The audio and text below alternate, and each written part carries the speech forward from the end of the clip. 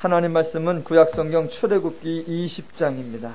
구약성경 출애굽기 20장 12절로 26절까지 말씀입니다. 내 부모를 공경하라. 그리하면 내 하나님 여호와가 내게 준 땅에서 내 생명이 길리라. 살인하지 말라. 간음하지 말라. 도둑질하지 말라. 내 이웃에 대하여 거짓 증거하지 말라. 내 이웃의 집을 탐내지 말라. 내 이웃의 아내나 그의 남종이나 그의 여종이나 그의 소나 그의 나귀나 무릇 내 이웃의 소유를 탐내지 말라. 뭇 백성이 우레와 번개와 나팔 소리와 산의 연기를 본지라. 그들이 볼 때에 떨며 멀리 서서 모세에게 이르되 당신이 우리에게 말씀하소서 우리가 들으리이다. 하나님이 우리에게 말씀하시지 말게 하소서 우리가 죽을까 하나이다. 모세가 백성에게 이르되 두려워하지 말라. 하나님이 임하심은 너희를 시험하고 너희로 경외하여 범죄하지 않게 하려 하심이니라. 백성은 멀리 서 있고 모세는 하나님이 계신 흑암으로 가까이 가니라. 여호와께서 모세에게 이르시되 너는 이스라엘 자손에게 이같이 이르라. 내가 하늘로부터 너희에게 말하는 것을 너희 스스로 보았으니 너희는 나를 비겨서 은으로나 금으로나 너희를 위하여 신상을 만들지 말고 내게 토단을 쌓고 그 위에 내 양과 소로 내 번제와 화목제를 드리라. 내가 내 이름을 기념하게 하는 모든 곳에서 내게 임하여 복을 주리라. 내가 내게 돌로 제단을 쌓거든 다듬은 돌로 쌓지 말라. 내가 정으로 그것을 쪼면 부정하게 함이니라. 너는 층계로 내 제단에 오르지 말라. 내 하체가 그 위에서 드러날까 함이니라. 아멘. 제가 오래된 과거를 살아본 적이 없기 때문에 옛날 이야기를 하는 것은 적절치 않겠지만 그래도 방송이나 드라마나 영화나 또는 책을 통해서 들은 대로 배운 대로 말씀을 드리자면 옛날 공부는 얼마나 많은 정보를 섭렵했는가 그것을 중요시한 것이 아니라 깨달음을 중요 과제로 삼았던 것 같습니다. 그래서 혼자 명상하는 시간이 많았었고 가끔씩 스승님과 때로는 심오한 때로는 황당한 대화를 주고받았다라는 그런 드라마, 그런 이야기들을 종종 듣습니다. 가끔은 스승님의 질문이 황당하기도 하고 가끔은 제자의 대답이 황당하기도 합니다. 그래서 그 당시에 스승과 제자의 질문과 대답에는 정답이라든가 모범답안 이런 말 대신에 우문현답 또는 현문우답이라고 하는 말이 있는 것 같습니다. 유명한 예화 중에 하나가 어느 날 제자와 스승님이 함께 모여서 스승님이 손가락을 높이 들었습니다. 그랬더니 저게 무슨 말을 하려고 하는 걸까 고민하다가 제자가 손가락이 참 예쁘네요. 그랬더니 스승님이 화내시면서 달을 가리키려고 손가락을 들었으면 달을 봐야지 왜 손가락을 보느냐라고 호통을 치셨다는 그런 이야기도 있습니다. 이번에 저는 어느 목사님을 만나 뵙고 왔습니다. 제가 설교 시간에 하는 모든 목사님 얘기는 저희 아버지 얘기라고는 제가 이미 밝혀드렸습니다. 이번에 저는 어느 목사님을 만나 뵙고 왔습니다. 그분이 가족들을 모아놓고 예배 형식으로 성경을 통해 간단하게 설교를 하셨습니다. 열왕기 하 4장에 나오는 엘리사와 한 여인에 관한 본문으로 덕담 형식의 설교를 하셨습니다. 엘리사가 가난한 여인에게 이웃에게 그릇을 빌리라고 말했고 그 빌려온 그릇에 기름을 채워줬다라고 하는 내용입니다. 그 이야기의 결론이 무엇이겠습니까? 제가 만난 그 목사님의 결론은 큰 그릇을 많이 준비하라 였습니다. 하나님이 아무리 기름을 부어주시고자 하여도 내가 준비한 그릇이 작거나 또는 적으면 조금밖에 받을 수 없으니 큰 그릇을 많이 준비하라 라고 말씀하셨습니다. 과연 성경은 그 말씀을 하고 싶었을까요? 과연 하나님은 큰 그릇을 많이 준비하라, 그런 교훈을 주시고 싶었을까요? 기름 한 그릇밖에는 아무것도 없는 여인에게 하나님께서 그 여인이 준비한 모든 그릇에 기름을 가득 차게 하셨다면 그 하나님의 일하심의 목적이 과연 가능한 한 큰 그릇을 가능한 한 많이 빌려와라, 그것이었을까? 아니면 집안에 기름 한 그릇밖에 없을지라도 하나님이 함께 하신다면 모든 그릇에 기름을 있게 할 수 있는 것이니까 그 하나님을 알려주고 보여주고 가르쳐주면서 하나님이 너와 함께 하고 있기에 그릇 걱정하거나 기름 걱정하는 대신 하나님 때문에 평안과 자유와 기쁨을 누리며 살아라, 그것을 말씀하고 싶었을까요? 여하튼 저는 그 목사님의 설교를 듣고 축도가 끝난 후 깨면서 고민을 했습니다. 마트에 가서 큰 들통이라도 하나 사와야 되나?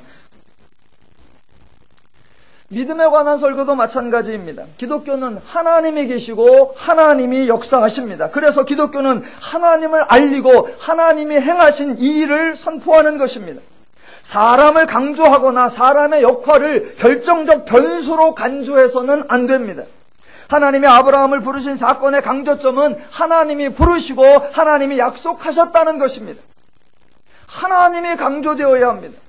하나님이 약속하셨을지라도 만일 아브라함이 믿지 않았다거나 아브라함이 순종하지 않았더라면 그 약속은 헛것이 되었을 것이라고 말해서는 절대로 안 됩니다. 하나님이 다윗에게 기름을 부어 왕으로 세워주신 사건의 강조점도 하나님입니다. 하나님이 아무리 다윗을 왕으로 세우려 해도 만약 다윗이 골리앗을 무서워 도망하거나 사울 때문에 왕이 되기를 거부하려고 했다면 다윗은 왕이 될 수 없었을 것이라고 말해서는 안 됩니다. 사람의 역할이 하나님의 일하심에 변수로 작용할 수 없습니다. 사람의 역할이 하나님의 일하심을 넘어설 수 없습니다. 사람의 역할이 하나님의 사역을 무력화시킬 수 없습니다. 기독교는 하나님을 알리고 하나님의 행하신 일을 선포하는 것입니다. 바로 그 하나님 때문에 기독교의 가르침이 세상의 그 어떤 종교나 세상의 그 어떤 인간의 가르침과 다를 수 있는 것이고 기독교의 가르침이 기독교다울 수 있는 것입니다. 기독교의 강조점은 언제나 하나님입니다. 오늘 저와 여러분은 그 하나님의 10마디 말씀 중에서 이제 5번째부터 10번째 말씀을 상고할 것입니다. 첫 번째부터 4번째까지 하신 말씀도 그 하나님의 말씀이 실천 가능하기 위해서는 하나님이 하나님이셔야 하고 그 하나님이 더 나아가 나의 주님, 나의 하나님이어야 한다는 것입니다. 하나님의 말씀은 법도 아니고 규례도 아니고 명령도 아닙니다. 하지 말라라고 하는 그 말씀은 인간의 자유를 제한하거나 인간의 욕구를 금지하는 규정이 아니라 간혹 인간들은 혹시 이렇게 해야 되는 거 아닌가? 이것을 하면 더 낫지 않을까라고 생각하고 있는 일들을 필요 없게 만들어 주시겠다라는 말입니다. 그래서 하나님이 인간에게 하지 말라라고 하시는 말씀은 명령이 아니라 도리어 인간에게 하지 말도록 하기 위해서 하나님이 하시겠다라고 하는 하나님의 선언이 되는 것입니다. 비슷한 예를 하나 들어보겠습니다. 가정이 조금 경제적으로 어려워질 때 그 집안에 철이 든 아이는 집안 걱정을 합니다. 그래서 용돈 달라는 소리를 안 하고 그 다음에 놀러 가자는 요구도 하지 않고 외식하자는 요청도 하지 않습니다. 철이 든 아이는 어느 날부터 집에 늦게 들어오고 집에 들어오면 바로 잠이 들어버립니다.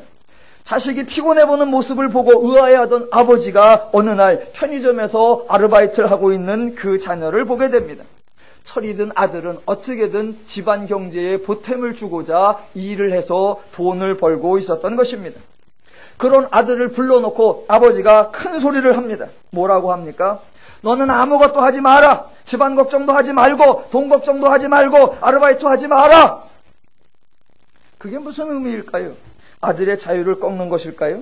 아들의 인격을 무시하는 것일까요? 자녀를 구속하는 것일까요? 아들의 소원을 금지하는 것일까요? 아니요. 아들에게 아무 걱정하지 말고 돈 벌지 마라 라고 하는 말은 아버지가 하겠다. 아버지가 돈 벌어 오겠다라고 하는 아버지의 할 일을 다짐하는 것입니다. 물론 아버지가 그렇게 큰 소리 치어도 자녀들은 그 아버지의 말을 절대로 믿지 않습니다. 그렇게 돈 벌어올 수 있으면 진작 벌어오지. 정작 벌어오지도 못하면서 그래서 지금 이 상황을 만들어 놓고 그래도 자존심은 있어가지고 큰 소리 친다고 맞받아칩니다. 예, 사람은 자존심 때문에 큰 소리 칠 수 있습니다. 그냥 말로는 뭐든지 다 할 수 있습니다.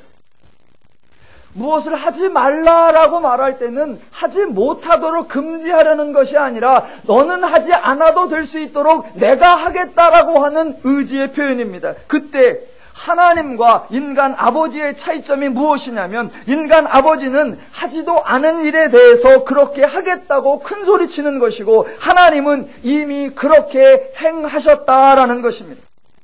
하나님은 자존심 때문에 큰 소리 치는 것도 아니고 앞으로 그렇게 할 예정이라고 희망이나 다짐을 하는 것이 아닙니다. 하나님은 이미 증명하셨고 하나님은 실제로 그렇게 행하셨다라는 것입니다.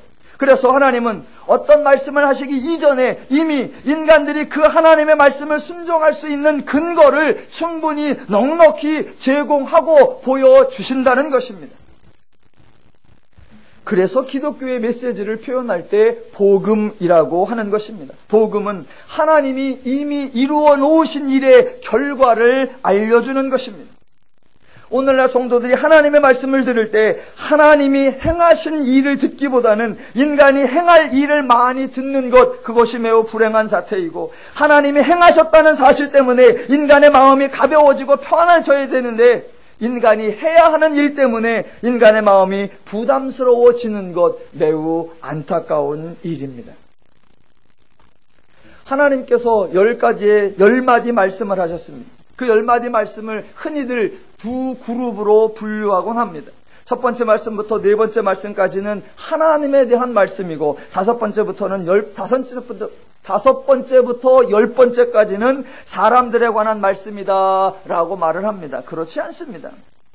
이미 저와 여러분이 살펴보았듯이 첫 번째부터 네 번째까지에서도 하나님에게 향하여 하나님을 대하여 이렇게 하라 저렇게 하라 그런 요구가 단 한 가지도 없었습니다. 도리어 인간에게 이러한 불필요한 일은 하지 마라, 저런 무익한 일은 하지 마라 라고 인간의 일, 인간의 수고, 인간의 노력, 인간의 열심에 대해서 말씀하시는 것이니까 하나님의 모든 말씀은 전적으로 인간에 대한 일이지 하나님에 대한 일이 아닌 것입니다.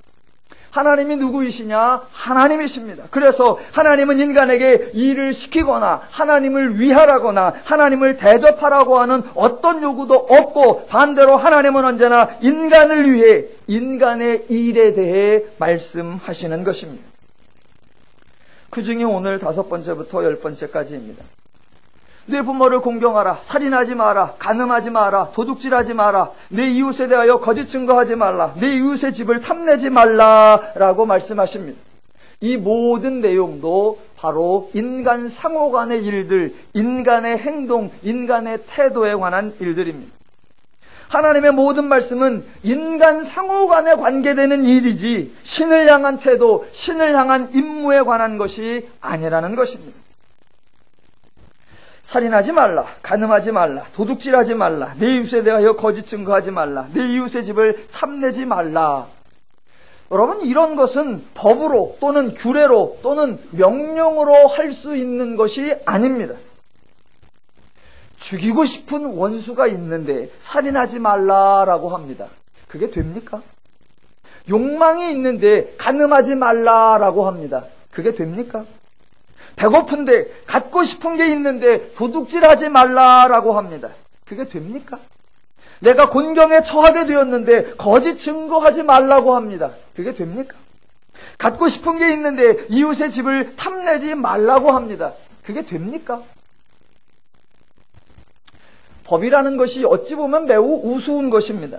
이런 것은 해야만 하는 것이고 저런 것은 해서는 안 된다라고 정해놓았습니다. 예, 평상시에는 법이 매우 좋은 것입니다. 모두가 당연히 그래야 된다고 동의하고 지키고 따릅니다. 그런데 평상시에는 그게 되는데 내 사정이 절박해지면 그 법은 아무 영향력이 없습니다. 왜냐하면 법보다 내가 중요하기 때문입니다.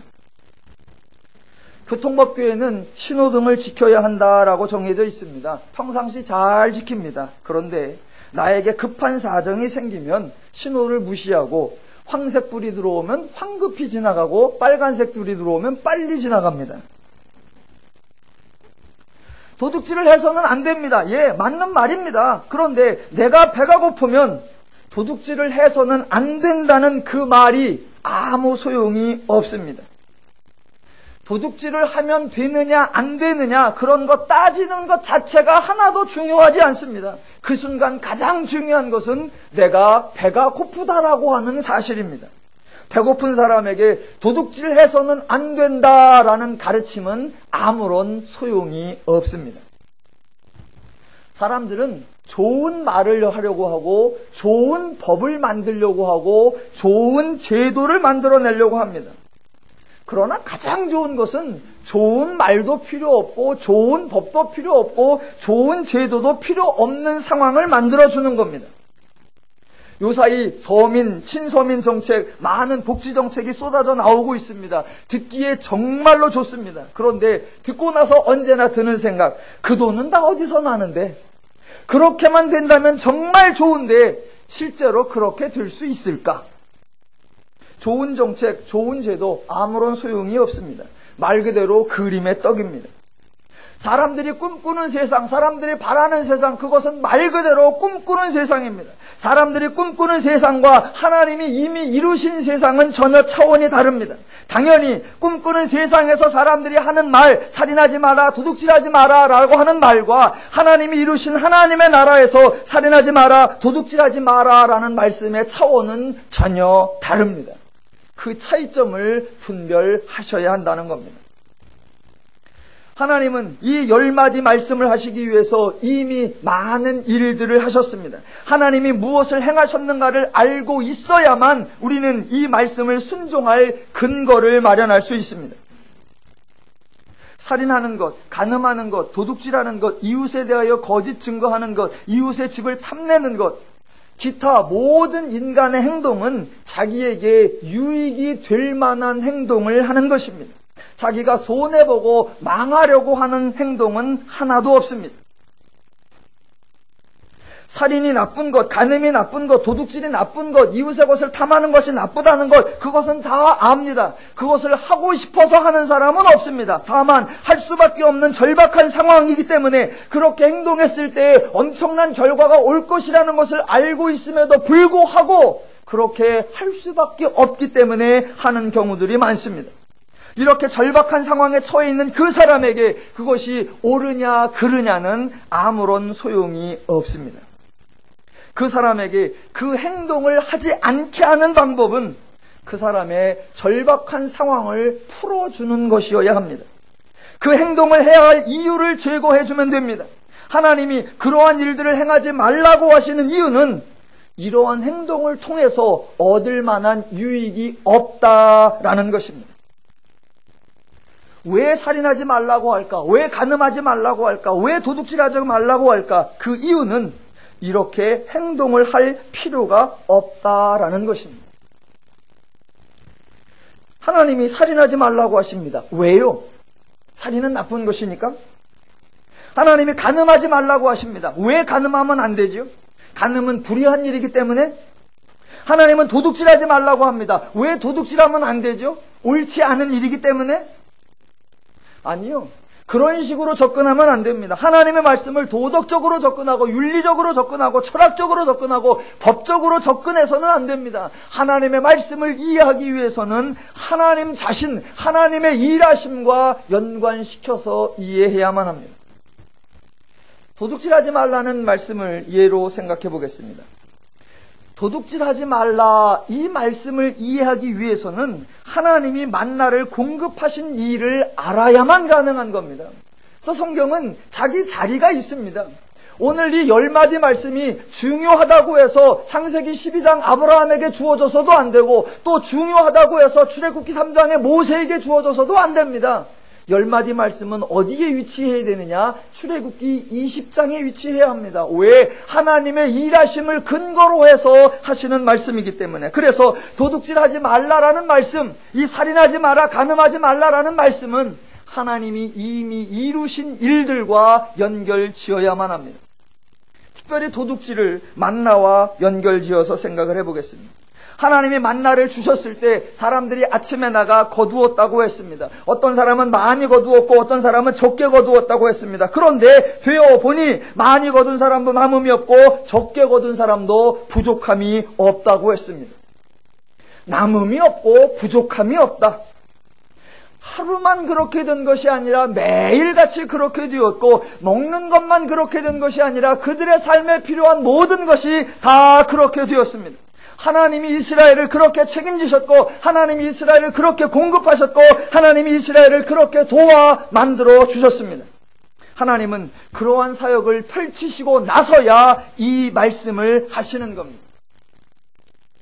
하나님이 충분하고 넉넉하게 제공해 주시어 더 거둔 자도 남음이 없고 적게 거둔 자도 부족함이 없게 만들어 놓으신 후에 도둑질하지 말라라고 하시는 겁니다.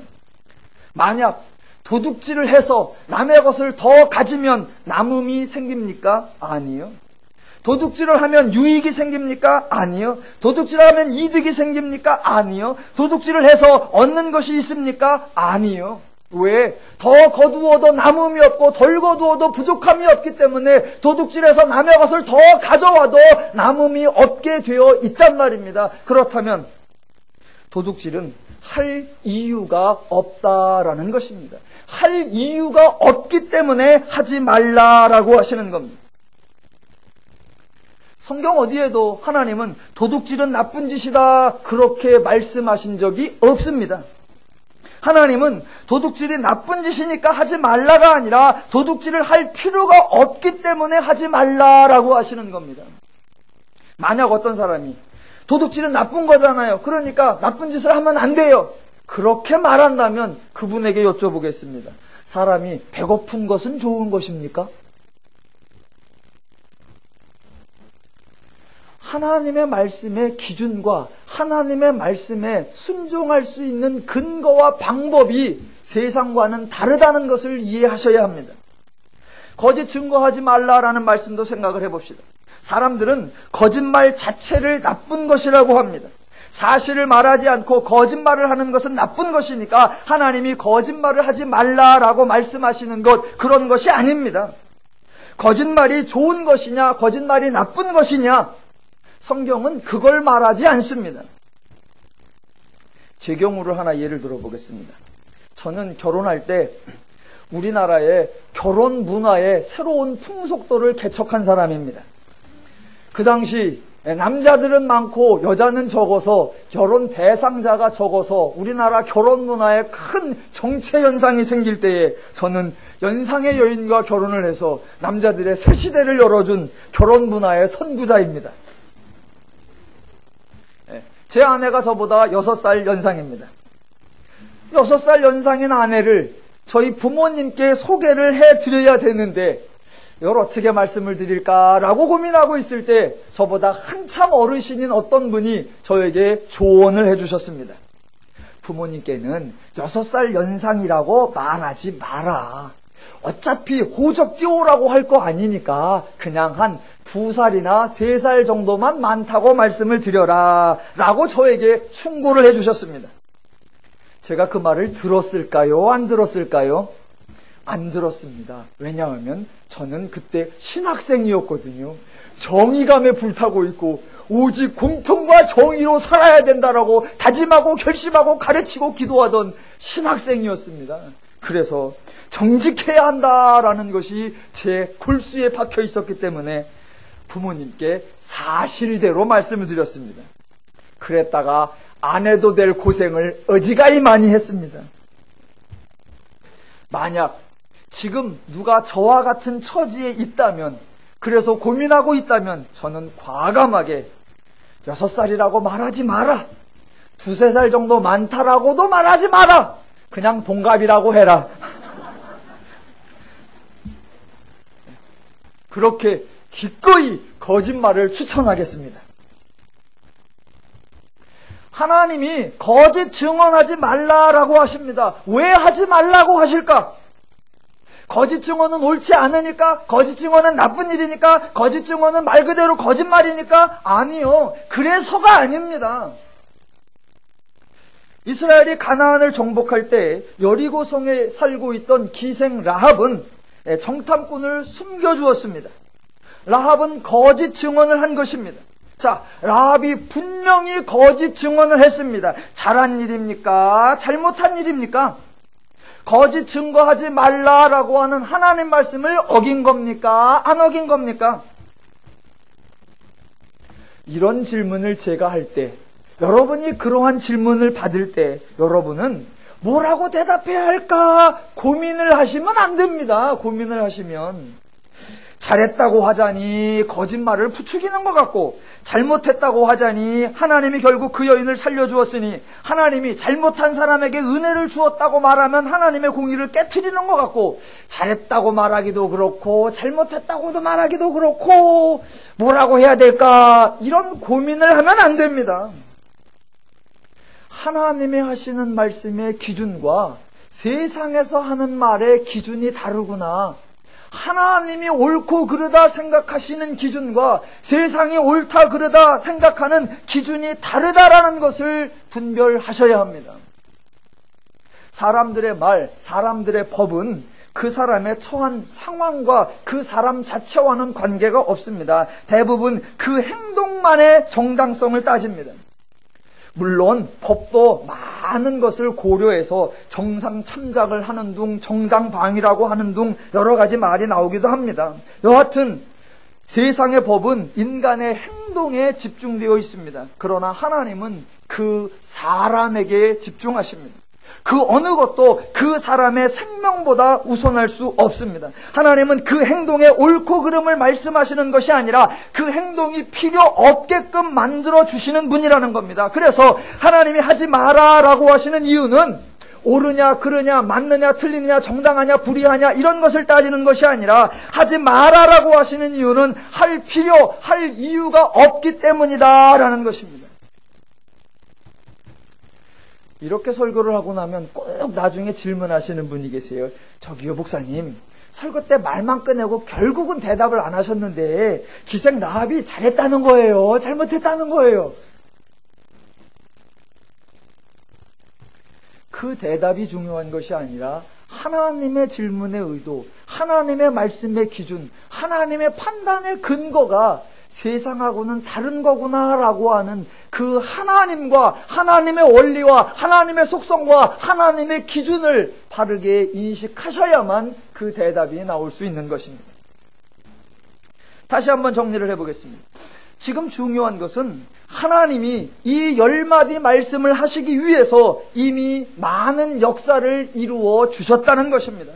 그래서 이 말씀을 순종할 만한 근거를 충분히 제공해 주셨다는 겁니다. 그래서 하지 말라라고 하는 것은 금지의 법이나 금지의 명령이 아니라 그 행동을 할 필요가 없도록 만들어 주셨다는 것. 그래서 하지 말라라고 하는 말씀을 순종하기에 너무나 쉽고 너무나 간단하도록 하나님이 다 이루어 주셨다고 하는 것, 그것이 강조되어야 합니다.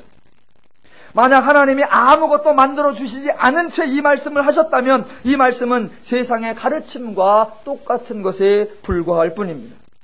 그러나 하나님은 이미 이 말씀을 순종할 만한 근거로 하나님 자신을 계시하여 주시고, 하나님이 이미 일하셨고 또 계속하여 동행하시며 계속하여 일하실 것이라는 것을 보장해 주셨다라는 것입니다. 조금만 더 다른 각도로 살펴보겠습니다. 하나님이 하지 마라, 하지 마라, 하지 마라, 하지 마라 라고 하셨습니다. 왜 하지 마라 라고 말씀하셨을까? 하나님은 분명히 이스라엘을 위하여, 인간을 위하여 역사하셨습니다. 이스라엘의 필요를 채우시고 모든 것을 공급하시고, 하나님이 인간이 하지 말아야 할, 그것을 할 필요가 없는 그런 상황을 하나님이 만드시고 완성하시고 성취하시고 이룩해 놓으셨습니다. 그렇게 하나님이 역사를 이루시고 하나님이 완성을 하셨다면 더 이상 무엇이 보완되어야 하고 무엇이 개선되어야 하고 무엇이 첨부되어야 합니까? 그런 것이 없다라는 것입니다.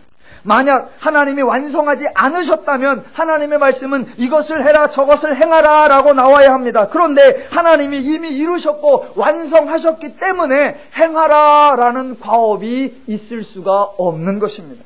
행하라 라고 말할 것이 없기 때문에 나오는 말씀이 뭐냐면 하지 말라 라고만 나오는 겁니다. 즉 하지 마라 라고 하는 것은 하나님이 이미 완성을 하셨다라는 것이고 하나님이 그렇게 완성해 놓으셨기 때문에 너희는 하지 마라. 즉 하나님이 완성해 놓으신 상태를 깨거나 부수거나 흐트러뜨리거나 망가뜨리지 말라라는 것입니다. 왜? 하나님이 세상 최고의 온전하고 충분한 상태로 만들어 주셨으니까. 하나님이 이미 이루셨다는 겁니다. 하나님이 이미 완성하셨다는 겁니다. 그래서 하나님이 이루셨기에 사람이 무엇을 행하든지 하나님이 이미 이루어 놓으신 것보다 더 좋고 더 나은 것을 만들 수 없다는 것입니다.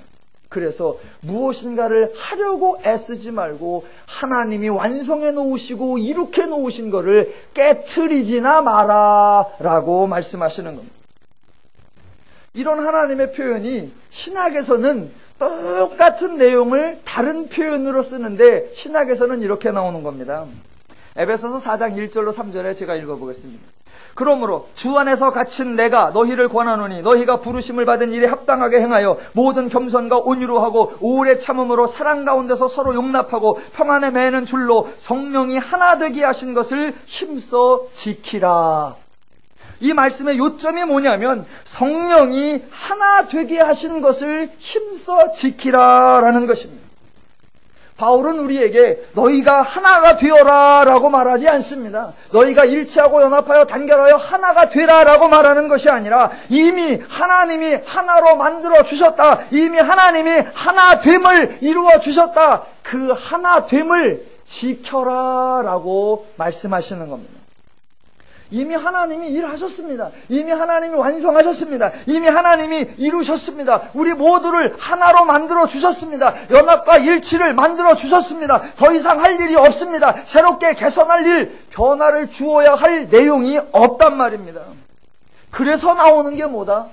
하나가 되라가 아니라 힘써 하나됨을 지키라.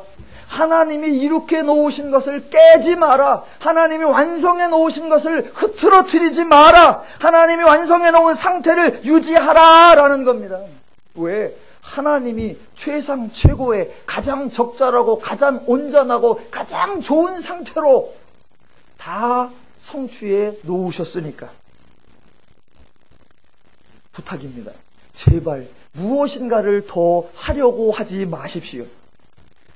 제가 교회에서 제일 무서워하는 분들이 있습니다. 누가 무섭냐?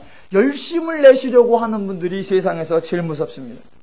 자기가 열심을 내고 있다고 생각하면 다른 사람들이 하는 모습이 마음에 들지 않습니다. 내가 열심을 내고 있으면 다른 사람의 마음에 들지 않고 다른 사람의 마음에 들지 않으면 제일 먼저 나오는 게 뭐냐? 바로 정죄입니다. 그렇게 정죄가 시작되면 모든 게 다 끝장이 나버립니다. 하나님이 이미 하나를 이루어 주셨는데 우리들은 자꾸 우리 하나가 됩시다. 우리 하나가 됩시다. 수련회 가면 표 하나가 되자. 캠프 가면 표 하나가 되자. 부흥회 가면 표 하나가 되자. 아니요. 하나는 하나님이 이루어 주셨습니다. 하나님이 완성해 놓으셨습니다. 그런데 우리는 자꾸 하나가 되기 위하여 무엇을 하려고 합니다. 하나가 되려고 체육대회를 합니다. 그런데 하나가 되려고 체육대회를 했는데 체육대회를 하다 보면 경쟁이 붙고 경쟁이 붙으면 시비가 붙고 시비가 붙으면 싸움이 나고 싸움이 나면 깨집니다. 하나가 되자고 기도회를 합니다. 기도회를 하려고 하면 사람들이 동원되어야 합니다. 그래서 나온 사람이 있고 못 나온 사람들이 있습니다. 그러면 꼭 나온 사람들은 못 나온 사람들을 비판하고 정죄합니다. 하나가 되자고 해서 기도회를 했는데 안 나오는 것들은 뭐요? 그래갖고 어떻게 기도회가 돼? 그 순간 하나가 되기로 한 기도회가 깨지는 게 아니라 하나 자체가 깨져버립니다. 하나가 되기 위해서 교제 시간을 갖자고 밥을 먹습니다. 그러면 주방에 봉사하시는 분이 있는가 하면 식사만 하시는 분들도 있습니다. 그러면 주방 봉사하시는 분들이 불평을 합니다.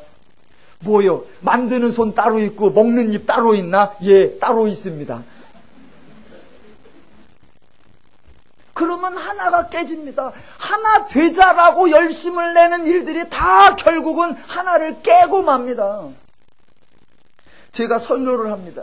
설교를 할 때 저도 가끔 비판적인 설교를 많이 합니다. 흔히 말하는 남들을 까는 설교를 많이 합니다. 그거는 틀렸다고, 그거는 오해라고, 그거는 왜곡이라고, 그건 복음도 아니라고, 그건 기독교도 아니라고. 그때마다 조심스러운 게 뭐냐면 이것이 깨거나 정죄하거나 심판하거나 분열하거나 나눔을 조장하는 행태로 들려서는 절대로 안 된다는 것입니다. 하나님이 이미 이루셨습니다. 하나님이 이루신 것이 가장 좋고 하나님이 완성하신 것이 가장 좋습니다. 인간이 더 좋고 인간이 더 낫게 인간이 더 훌륭하게 인간이 더 가치 있게 만들어낼 수 없습니다.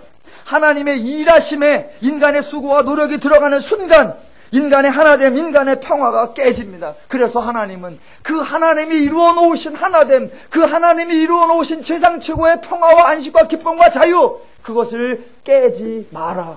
하나님이 성취해 놓은 것을 흐트러뜨리지 마라 라고 말씀하시는 겁니다. 저와 여러분이 무엇을 한들 얼마나 한들 하나님이 이루신 것보다 더 낫게 하실 수 있겠습니까? 그런데 사람들은 자꾸 자기가 조금만 힘을 보태면 자기가 조금만 무엇을 하면 나아질 거로 생각을 한단 말입니다. 그게 죄적 착각입니다. 그 예로 등장하는 것이 23절에도 나옵니다. 23절. 너희는 나를 비껴서 은으로나 금으로나 너희를 위하여 신상을 만들지 말고. 예, 사람들은 왜 신상을 만들려고 할까요? 거기다 왜 은을 바르고 왜 금을 바르려고 할까요? 그러면 좀 더 낫다라고 생각을 하는 겁니다. 아유, 나무로 만들어 놓은 것보다 거기다가 은을 칠해 놓으면 훨씬 뽀대가 나잖아. 아, 은보다는 금을 해 놓으면 훨씬 더 값어치가 있잖아. 사람들은 하나님이 만드신 것보다 더 낫게 만들고 더 효과 있게, 더 유익하게, 더 가치 있게 만들 수 있다고 착각하는 겁니다. 그런데 그게 만들어지는 순간 하나 되면 다 깨지게 되어 있습니다.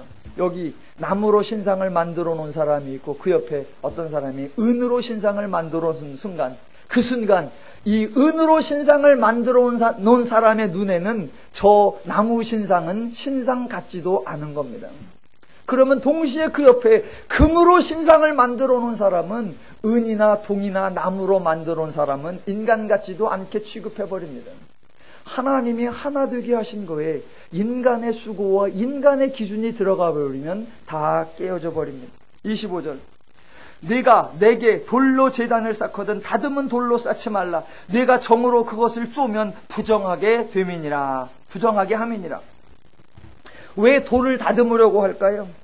다듬으면 더 멋있고 다듬으면 더 품위가 나고 다듬으면 더 가치가 있다라고 생각을 하는 것입니다.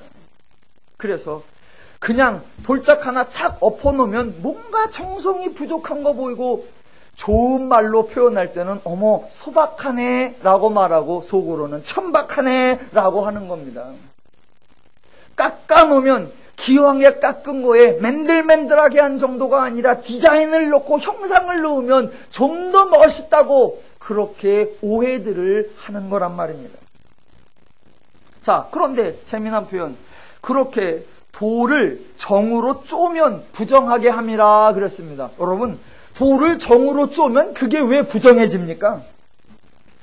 돌을 정으로 쪼는 행위가 부정하다라는 것이 아니라 돌을 정으로 깨려고 하는 그 행위 속에 들어있는 너의 사고, 너의 인식 구조 그 자체가 부정하다는 겁니다. 왜? 네가 그렇게 깨므로 네 정성과 네 수고와 네 열심을 들임으로 이것을 더 낫게, 더 가치 있게, 더 유익하게 만들어낼 수 있다라고 하는 그 생각이 하나님의 일하심을 부정타게 만드는 것이며 하나님의 완성하심을 헛된 것으로 만들어내는 잘못되고 오해되고 왜곡되었다라는 것입니다. 하나님이 저와 여러분을 구원하셨습니다. 어떻게 구원하셨습니까? 은혜로. 그럼 하나님이 왜 은혜로 구원하셨을까? 두 가지. 하나는 첫째, 은혜로밖에는 자격을 갖춘 자가 아무도 없으니까 은혜로밖에는 구원할 방법이 없기 때문에 하나님이 은혜로 하셨습니다. 두 번째는 왜 은혜로 했느냐? 구원받은 자들 중에 아무도 자랑할 수 없게 하려 하심이라 라고 말씀하십니다. 저 어떻게 구원받았습니까? 은혜로. 여러분 어떻게 구원받으셨습니까? 은혜로. 하나님 앞에 서는 순간 저와 여러분은 어느 누구도 차별을 말할 수가 없고 어느 누구도 자기를 자랑할 수 없게 되어 있습니다. 왜? 하나님의 은혜로 구원받은 것 외에는 그 어느 것도 드러낼 수 없기 때문에. 하나님은 그렇게 은혜로 구원했다. 그거 하나로 우리 모두를 하나 되게 하셨습니다. 그런데 우리는 자꾸 그 하나됨을 깹니다. 뭐라고 깹니까? 예수 믿는 지 얼마 되셨습니까? 5년. 아이고 이제 5년이셔? 저는 20년인데 이제 햇병아리네. 또 다른 분. 하나님 믿은 지 얼마 되셨습니까? 아, 저 모태신앙입니다. 아이고 그러셔? 몇 대째? 2대. 아이고 2대 갖고 어디다가 난 3대요. 3대끼리 만났습니다. 언제부터 믿으셨어? 저 3대째입니다. 3대도 같은 3대인가? 그 집은 뭐요? 평신도 3대요? 나는 목사네 3대요. 저희 집안이 나가서 여간하면 꿀리지 않습니다. 목사로 3대째고 지금 현직 목사가 7이니까 목사가 쳐. 이 어떤 것도 자랑할 수 없게 만들어놨단 말입니다. 어떻게 받았는데? 구원받았는데 은혜로. 너 어떻게 목사가 되었는데? 하나님이 부르셔서. 너 어떻게 설교할 수 있는데? 하나님이 깨닫게 하셔서. 달리 말할 수 있는 게 없기 때문에 달리 자랑할 수 없고 달리 차별화를 만들어낼 수 없고 달리 하나됨을 깰 수 있는 근거가 없게 만들어 놓으신 거란 말입니다. 누가 하셨다? 하나님이 하셨다. 10마디 말씀의 포인트가 그겁니다. 하나님이 너희가 그 행동이 필요 없게끔 만들어놨다. 하나님이 이미 완성하셨다. 하나님이 이미 이루셨다. 하나님이 이미 성취하셨다. 얼만큼 최상 최고로 가장 퍼펙트하고 가장 온전하게 그 하나님의 일하심을 깨지 말고 그 하나님이 이루어 놓으신 것을 지키라. 자, 시내산에서 하나님이 이렇게 10마디 말씀을 하셨습니다. 이 말씀을 들은 사람들의 반응이 어떨까요? 참 재미있습니다. 20장 18절부터 19절. 뭇 백성이 우레와 번개와 나팔 소리와 산의 연기를 본지라 그들이 볼 때에 떨며 멀리 서서 모세에게 이르되 당신이 우리에게 말씀하소서 우리가 들으리이다. 하나님이 우리에게 말씀하시지 말게 하소서 우리가 죽을까 하나이다. 참 죄인은 어쩔 수 없구나라는 걸 깨닫게 된다는 게 바로 이런 겁니다. 여러분, 이스라엘이 왜 이런 말을 하죠? 우리가 죽을까 하나이다. 아니, 왜 이런 생각을 하는데? 하나님이 그동안 어떻게 했는데? 아니, 하나님이 그동안 단 한 번이라도 인간을 협박하거나 인간에게 무시무시하게 나타나거나 인간에게 살벌하게 등장한 적이 있습니까? 없잖아요. 단 한 번도 하나님이 그렇게 행동하시거나 그렇게 말씀하시거나 그렇게 위협하신 적이 없단 말입니다. 그런데 왜 느닷없이 하나님이 말씀하지 말게 없어서 우리가 죽을까 하나이다. 그러면 또 아니 하나님은 사람들에게 그런 마음이 안 들게 진작부터 좀 자상하고 친절하게 하시지 왜 느닷없이 우레와 번개를 치면 다 겁내지. 하나님이 왜 이렇게 하셨을까? 예, 그것도 다 이유가 있습니다. 자 보십시오. 하나님은 원래 그렇게 막 권위 있게 그렇게 위험하게 그렇게 요란스럽게 그렇게 막 폼내면서 소란하게 그렇게 말씀하시는 분이 아니십니다. 하나님은 인간에게 필요로 찾아오셔서 자상하게 말씀하시고 깨우쳐 주시고 알려주시고 가르쳐 주시는 분이세요. 그런데 왜 시내산에서는 이렇게 말씀하셨느냐? 자, 한번 생각을 해봅시다. 만약 하나님이 이스라엘 백성에게 오셔서 이스라엘아 내 말을 잘 들어. 이제부터 10마디 말씀을 할 테니까 이걸 새겨듣고 이렇게 잘 따라라. 그러면 이스라엘이 예 알겠습니다 그러느냐? 아니요. 뭐요? 어디서 인간 같은 분이 와가지고 우리끼리 평상시 하는 말 그런 말이나 하고 있네. 하나님을 하나님으로 인식하지를 않습니다. 그렇게 하나님이라고 인식을 하지 않아. 왜? 저들의 생각은 신은 빵빵해야 되고, 신은 위험이 있어야 되고, 신은 뭔가 시끌벅적 요란bab석해야 되니까. 그래서 하나님이 우레와 번개 소리를 냅니다. 그러면 또 사람들이 와, 우리하고는 다르네, 정말 하나님답구만, 야, 확실히 하나님은 하나님이야 라고 그래야 되잖아요. 그렇게 또 우레와 같이 해주니까 하나는 말이, 아유, 우리가 다 죽을까 하노라. 하나님, 그렇게 하나님이 말씀하시지 말고요, 모세를 통해서 말씀하세요. 좋아.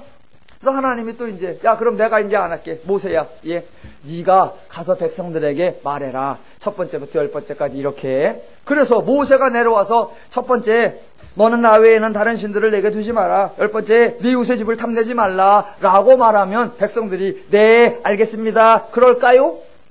절대 안 그럽니다. 그 순간 전부 다 갑자기 모세를 팍 째려보면서, 하나님이 그렇게 말씀 안 하셨는데 네가 지금 살을 붙인 거지. 지금 네 얘기를 하는 거지. 네 심중을 말하는 거지. 네가 너조차고 너에게 편리한 말을 하는 거지. 사람들은 그런단 말입니다. 요렇게 요청해서 요렇게 해주니까 저렇게 해달라고, 저렇게 해주니까 그럼 못 살겠다고, 그렇게 해달라고, 그렇게 해주니까 그렇게 하면 힘들다고, 저렇게 해달라고 그러고. 사람들은 그 마음의 중심이 없고, 사람들은 그 마음의 기준이 없기 때문에 이랬다 저랬다, 그 이랬다 저랬다 하는 인간들에게 맞추다 보니까 하나님이 이랬다 저랬다 하는 것처럼 보입니다. 자, 인간들이 이랬다 저랬다 합니다. 그러면 사람들은 뭐라고 합니까? 아니, 이랬다 저랬다 하는 인간을 어떻게 다 맞추어 주느냐, 그렇게 맞추어 주다가는 끝이 없다, 그저 내 방식대로 밀고 가야 한다, 그래서 들을 놈은 듣고 말을 놈은 말아야 한다. 인간은 그렇게 말을 합니다. 저도 그렇게 말을 합니다. 왜? 저도 인간이기 때문에 달리 방식이 없습니다. 누린교회가 어떻게 했으면 좋겠느냐, 요렇게 했으면 더 좋겠다, 요것도 있으면 좋겠다, 저것도 알파가 있었으면 훨씬 낫겠다, 요렇게 하면 훨씬 우아하겠다. 예, 많이 저에게 제안을 해주십니다. 그때마다 제가 하는 말, 난 그렇게 다 못한다. 그저 내가 잘하는 거, 내가 할 줄 아는 거 하나만 듣는다. 그래서 어쩔 수가 없다. 이걸 좋아하는 사람만 모이자. 이거 말고 딴 거 필요하다고 하는 사람은 그 딴 거 주는 대로 가라고 하자. 저도 그렇게밖에 할 수가 없습니다. 인간들은 그렇게밖에 못하는 거예요. 그런데 하나님은 이렇게 요구하는 자들에게 이렇게 맞춰주시면서, 저렇게 요구하는 자들에게 저렇게 맞춰주시면서, 하나님이 변덕쟁이라고 하는 오해를 다 받으면서 그들의 요청을 들어주시면서 그 가운데 유유히 하나님의 목적을 이루어 나가십니다. 그래서 우리가 성경을 볼 때 왜 하나님은 이랬다 저랬다 하시고 하나님은 이랬다 저랬다, 마치 하나님이 정신병자인 것처럼, 하나님이 다중인격인 것처럼 왜 그러시느냐? 하나님 때문에가 아니라 인간의 필요와 인간의 수준에 맞춰주십니다. 그렇다고 인간에게 끌려가실 수는 없잖아요. 그 인간의 당장의 욕구를 채워주시면서 본질적 문제를 해결해 나가시고 그 인간들을 고쳐 나가시는 겁니다. 그래서 그 하나님의 일하심을 설명하는 것이 20절. 모세가 백성에게 이르되 두려워하지 말라. 하나님의 임하심은 너희를 시험하고 너희로 경외하여 범죄하지 않게 하려 하심이니라. 예, 두려워하지 말라. 참 중요한 말입니다. 저도 한번 해보겠습니다. 여러분, 하나님을 두려워하지 마시기를 주님의 이름으로 축원합니다. 근데 이 말도 소용이 없어요. 두려워하지 말라라고 할 것이 아니라 두려워하지 않게 설교를 하면 저절로 안 두려워할 테니까. 제가 하나님을 살벌하게 소개한 적이 없죠? 하나님이 임하셨다. 왜 임하셨느냐? 너희를 시험하고 너희로 경외하여 범죄하지 않게 하려 하심이라. 예, 본문에 하나님이 이스라엘에게 너희를 시험한다라고 했습니다. 여기서 말하는 시험은 테스트를 말하는 것이 아닙니다. 테스트가 아니라, 만약 테스트라면 앞뒤 문장이 맞지 않습니다. 하나님이 시험하고 점검해본다 그러면 말 듣는 자에게, 잘 듣는 자에게 상 주고 말 안 듣는 자에게, 즉 시험에 통과하지 않는 자에게 벌을 주고 그들은 광야에 버리고 간다, 이래야 됩니다. 그런데 하나님이 시험하는 목적이 뭐냐? 저들로 범죄하지 않게 하려. 그렇다면 그건 시험이 아닙니다.